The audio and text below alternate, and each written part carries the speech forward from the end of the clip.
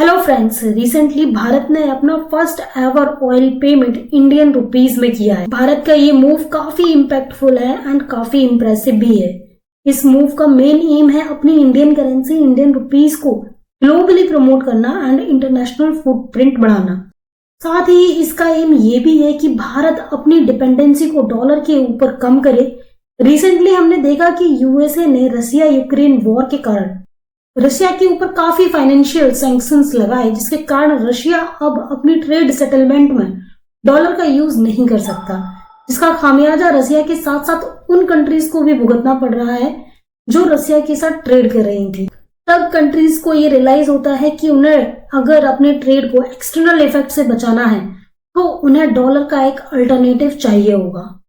और ये chance Indian policy makers को एक अपॉर्चुनिटी लगी, क्योंकि भारत जानता था कि यही समय है अपनी ट्रेड को ग्लोबली बढ़ाने का, साथ में आईएनआर को इंडियन रुपीस को रिजर्व करेंसी बनाने का एंड इसे इंटरनेशनलाइज करने का। और इसी के साथ भारत ने अपना एक लॉन्ग टर्म प्लान बनाया, जिसके अंदर जून 2022 में पीएम मोदी जी ने यूएई को विजिट किया और वहां यूएई प्रेसिडेंट शेख मोहम्मद बिन जायद से मिले। पीएम मोदी के यूएई विजिट के दौरान 2 एमओयू पर साइन किए गए। पहले एमओयू के अनुसार इंडिया और यूएई एक फ्रेमवर्क तैयार करेंगे जो कि प्रमोट करेगा लोकल करेंसीज के यूज को और क्रॉस बॉर्डर ट्रांजैक्शन। दूसरे एमओयू के अनुसार इंडिया और यूएई अपने पेमेंट सिस्टम को इंटरलिंक करेंगे। इंडिया का पेमेंट सिस्टम आपको पता होगा, UPI unified payment interface, and UAE का पेमेंट सिस्टम है IPP instant payment platform.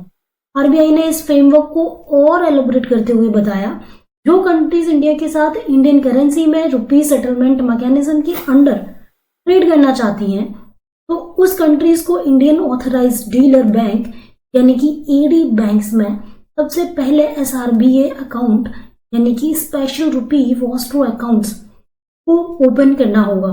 एसआरबीए accounts खोलने के लिए पार्टनर कंट्रीज के करस्पॉन्डेंट बैंक्स को जाना होगा इंडियन ऑथराइज्ड डीलर बैंक यानी कि ईडी के पास। पार्टनर कंट्रीज के करस्पॉन्डेंट बैंक का एसआरबीए अकाउंट खोलने से पहले इंडियन ऑथराइज्ड डीलर बैंक को अप्रूवल लेना होगा आरबीआई से। एक बार अप्रूवल मिलने पर AD banks can open SRVA accounts of correspondent bank.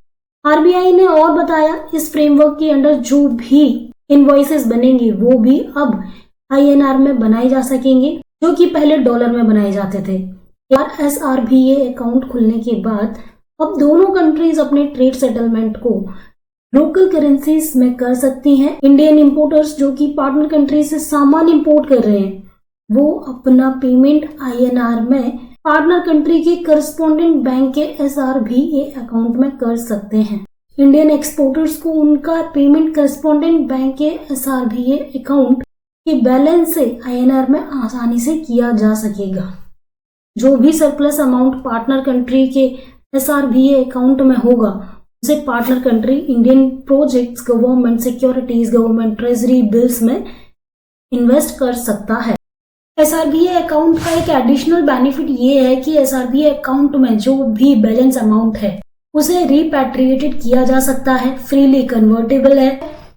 Partner country इसे लोकल करेंसी में भी चेंज करा सकता है और इसकी एक्सचेंज रेट मार्केट के ऊपर डिपेंड करेगी। अब तक लगभग 18 कंट्रीज ने अपना इंटरेस्ट जताया है इंडिया के साथ इंडियन रुपीस में इस मैकेनिज्म के अंडर ट्रेड करने का, जो कि एक विनिंग सिचुएशन है इंडियन रुपीस और इसके इंटरनेशनलाइजेशन के लिए।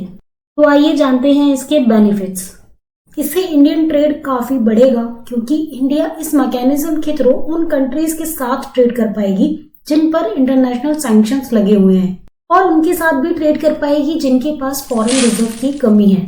इस बात को हम इस तरीके से समझ सकते हैं कि कंट्रीज अभी जिस मैकेनिज्म को अपने ट्रेड में फॉलो कर रही हैं, उसमें डॉलर एक करेंसी है जिसको हर बार कंट्रीज को चेंज करना पड़ता है अपनी लोकल करेंसीज में। फॉर एग्जाम्पल, कंट्री ए है जो इम्पोर्ट कर रही है कंट्री बी, तो वो क्या करेगी कि अपनी जो लोकल करेंसी है उसको वो डॉलर में कन्वर्ट करेगी और इसका चार्ज पे करेगी। एंड देन जो कंट्री एक्सपोर्ट कर रही है वो इस कंट्री से डॉलर लेगी एंड देन उन डॉलर को फिर से अपनी लोकल करेंसी में कन्वर्ट करेगी एंड फिर से चार्जेस पे किए जाएंगे। तो इससे हो क्या रहा है, कंट्रीज को चार्जेस पे करने पड़ रहे हैं और टाइम भी ज्यादा लग रहा है।